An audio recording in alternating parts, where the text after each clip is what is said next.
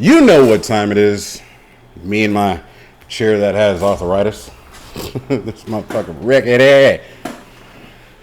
Need that WD-40. I still haven't got it because I'm poor. It's another Storytime Tuesday, and I'm your host, Sensei on Popcorn and Pork Rinds. Today, we have young Sepp wanting to be a blacksmith's apprentice. That's where we left off. He's making his way to the woods. This is where I started the story, somebody continued the story, and then somebody else came in and continued the story, and somebody else comes in and continues the story, and so on and so forth. Today we have episode 4. Can we even call them episodes? Chapters? We don't care. You know why? Because this is raw and uncut, baby. I'm going to read it from my phone, and I'm going to mess up. Hopefully less than the last time. All these tongue-twisting old words. Hopefully these are kindergarten words that I can read and, enunciate and pronounce correctly. But we're going to find out together. You guys ready? Let's go. Sepp slowly entered the woods, keeping the blacksmith's words in mind, eyes open, knife in hand.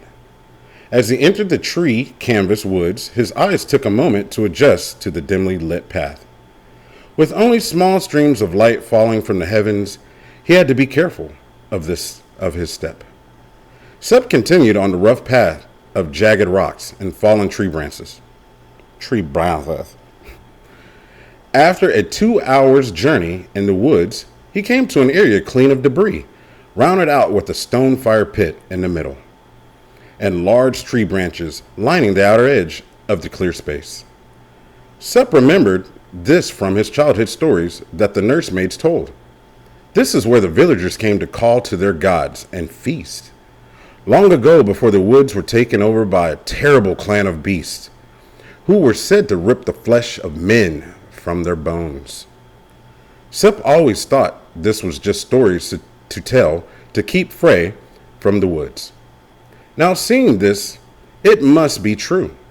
Sepp took a seat, tired from his trek, and began to nibble on bread that the blacksmith gave him. He had decided small nibbles best, just in case his journey was longer than 3 days. Sepp looked around at the beautiful cutouts in the trees near the holy ground. These cutouts were shimmery of gods and told tales of battles long past. Sepp hoped to be as brave as these men, yet knew he wanted no contact with the beasts in the woods. After food and drink, Sepp continued down the rough path in search of the precious metals for the blacksmith. As his journey continued into the woods, light became more scarce. Sepp had to use a power he hoped not to have to ever use in this mortal world. He stood still and brought his left hand up to his face, and with the flat palm raised, he blinked, and a small blue orb of light appeared from his palm. Sepp used this light to light his path. He wanted to leave his royal bloodline, but he knew his fate may never leave him.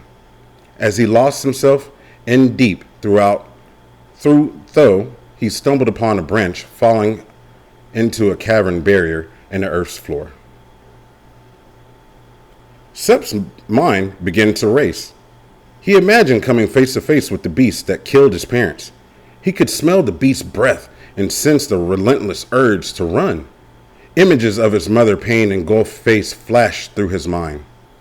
Sepp knew he couldn't allow the fear of his path to take him over. He clenched his backpack, hammer enclosed, and onward he pressed. In the distance, he could see the tip of Mount Humboldt. Knowing he was traveling in the right direction gave him hope. He quickened his pace, just a day's trek. He would prove to the blacksmith his true worth and succeed through this test, he thought.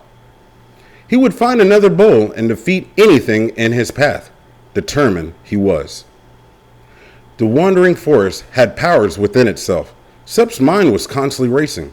He felt unhinged. He found himself beginning to speak aloud. "Marina! Marina!" he called out. "Come back to me. Where are you?"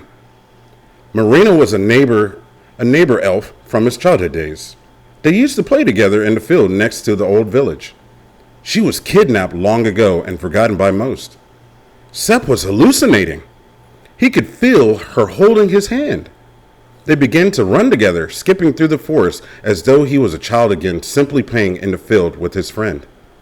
He could smell the flowers and feel the sun and breeze upon his face. But there was no sun, breeze, or flowers in this dark place. He didn't realize the danger he was running towards.